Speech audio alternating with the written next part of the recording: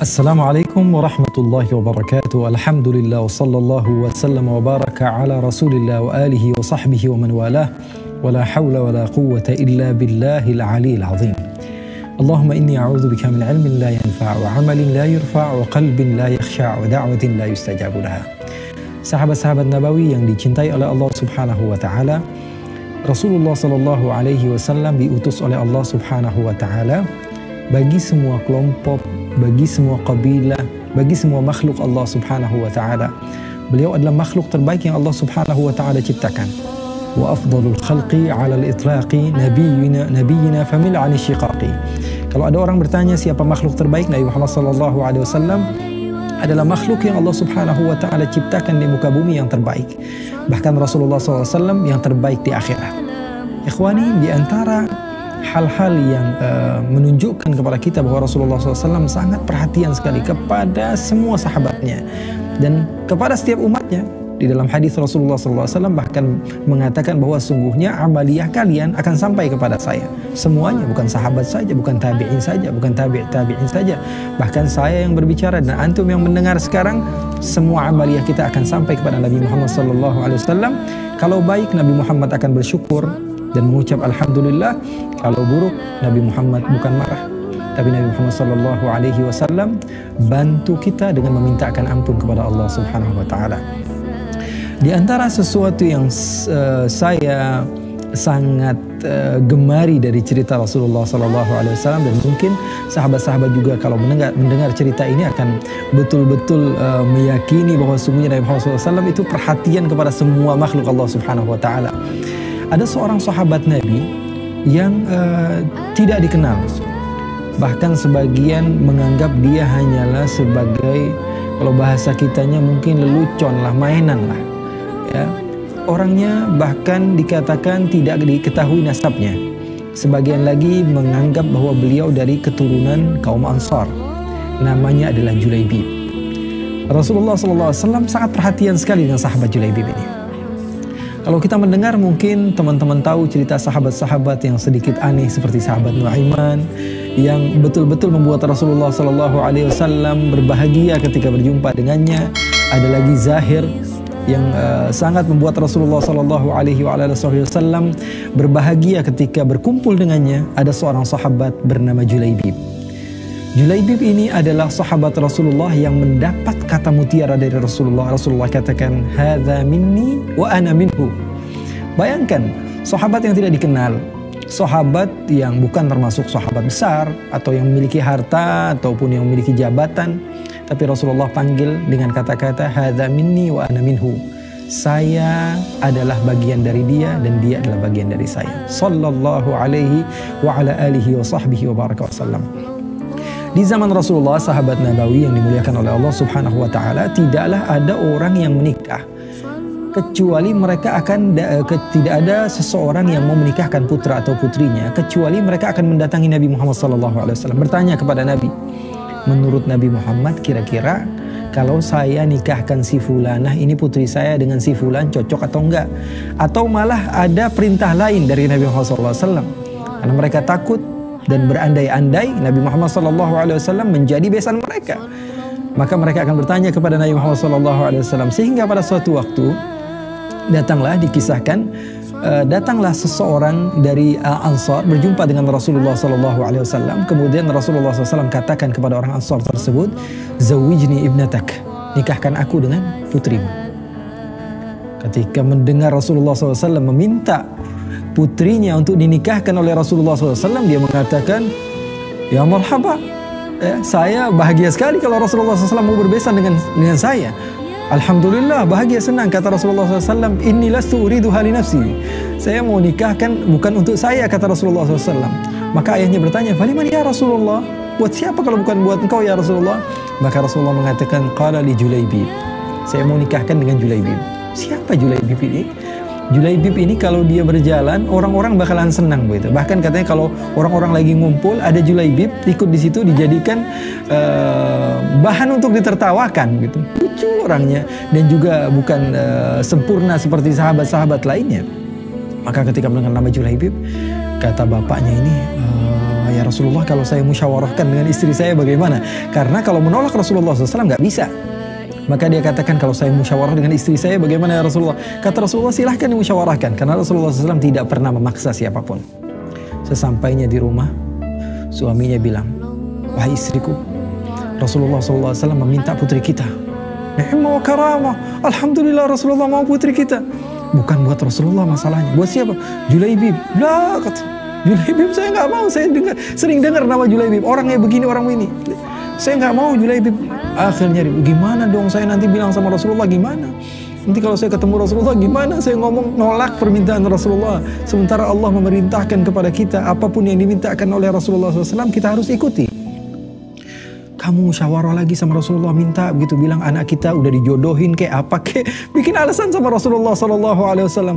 Akhirnya kedua-duanya musyawarah sampai suaranya terdengar oleh putrinya yang begitu solehah. Si suami sudah sepakat sama istrinya, datang ke Rasulullah minta maaf. Ketika bapaknya mau keluar, putrinya datang. Wahai ayahku, siapa yang meminta saya? Rasulullah. Apakah Rasulullah tidak tahu apa yang terbaik untuk saya? Apakah Rasulullah SAW kalian mau tolak? Berikan saya kepada Rasulullah, sesungguhnya Allah tidak akan pernah menyanyiakan saya. Luar biasa. Kapan kita bisa mendapatkan sosok wanita yang begitu soleha, yang tidak melihat fisik sama sekali, tidak melihat kelebihan dari pasangan yang dinilai sebagian orang bahwa dia adalah orang biasa-biasa saja. Karena umumnya kita ini hidup dengan apa kata orang. Ya, saya katakan kita ini hidup dengan apa kata orang. Kalau kata orang jelek, kita tinggalin. Kalau kata orang cakep, kita tambah semangat untuk melakukan hal tersebut. Nah, ini bayangkan kalau nikah sama Julaibib, tentu bakalan dapat komentar-komentar yang negatif. Dibilang, wah, padahal cewek yang cakep, cewek yang keren, cewek yang luar biasa, kok dapatnya malah sama Julaibib.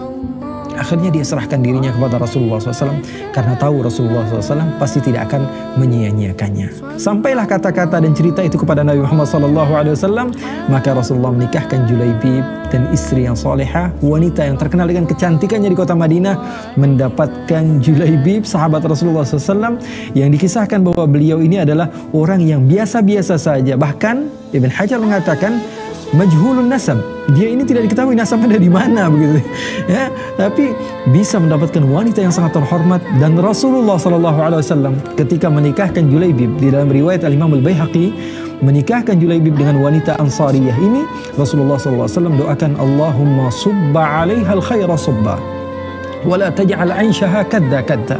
Ya Allah, berikanlah keberkahan. Doa dari sosok insan yang ketika berdoa Allah Subhanahu wa taala katakan, wala saufa yu'tika rabbuka fatarda. Rasulullah pasti dikasih sama Allah apapun yang diinginkan oleh Rasulullah SAW. Rasulullah mendoakan, ya Allah, berikanlah keberkahan sebanyak-banyaknya bagi orang ini, kedua orang ini, dan jangan jadikan kehidupan mereka ini susah payah. Sehingga Sayyidina Anas bin Malik mengatakan bahwa doa Nabi ini keberkahannya nampak. Tidaklah ada seorang wanita yang lebih banyak uangnya, lebih banyak sodakohnya, lebih banyak hartanya dibanding wanita Ansariyah ini. Tidak lama dari pernikahan Julaibib dengan Ansariyah ini, datang panggilan untuk berperang. Nabi Muhammad SAW keluar bersama para sahabatnya untuk memperjuangkan agama Islam. Julaibib ikut di dalam peperangan tersebut. Sehingga selepas peperangan tersebut, Nabi Muhammad SAW mencari kira-kira siapa nih yang meninggal. Rasulullah yatafaqad ahwal ashabih. Di antara sifat Rasulullah akan cari tahu. Sampai Rasulullah katakan, man yaftaqid yufqad. Orang yang sering cari tahu keberadaan temannya, suatu saat dia akan dicari-cari juga. Tapi kalau orang yang bodoh amat, ya bakalan dibodoh amatin juga. Nabi Muhammad SAW setiap selepas peperangan Rasulullah cari, si fulan ada enggak, si fulan ada enggak, si fulan ada enggak, siapa yang meninggal. Karena terkadang tidak nampak begitu, atau tertutup dengan darah yang begitu banyak sehingga tidak ketahuan.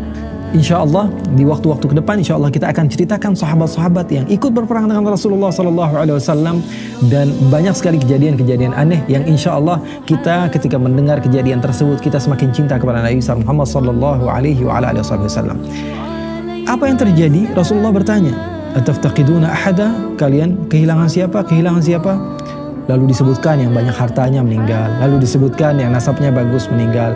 Rasulullah masih bertanya lagi, ada nggak yang belum ketemu? Si fulan, si fulan. Rasulullah tanya, ada lagi nggak? Ada lagi nggak?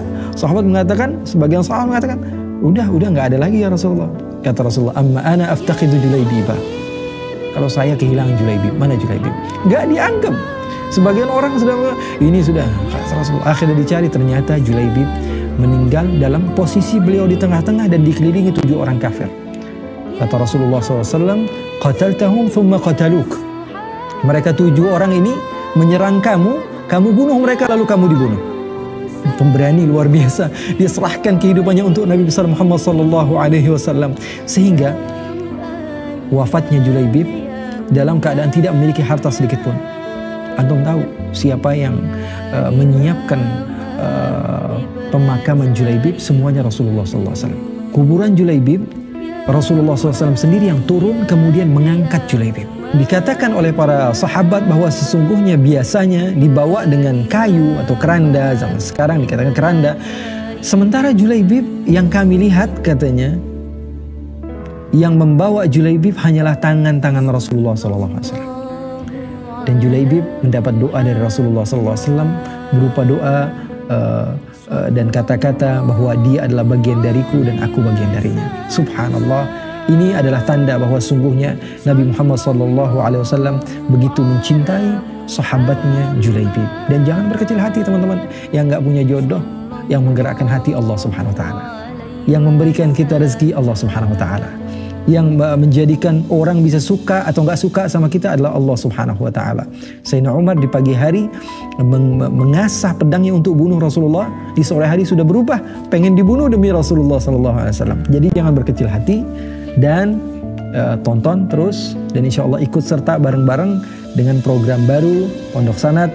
Ada kisah tentang pranikah, bagaimana cara supaya kita menjadi orang-orang yang sesuai dengan manhaj Rasulullah SAW dari awal pernikahan sampai akhir hayat kita. Insya Allah kita jadikan kaidah atau panduan kita untuk menuju ridhanya Allah Subhanahu Wa Taala. Wa sallallahu wasallam wa baraka ala sayyidina Muhammadin warzuqna kamal al mutaba'ati lahu zahiran wa batinan fi afiyatin wa salam. Alhamdulillahirabbil alamin. Assalamualaikum.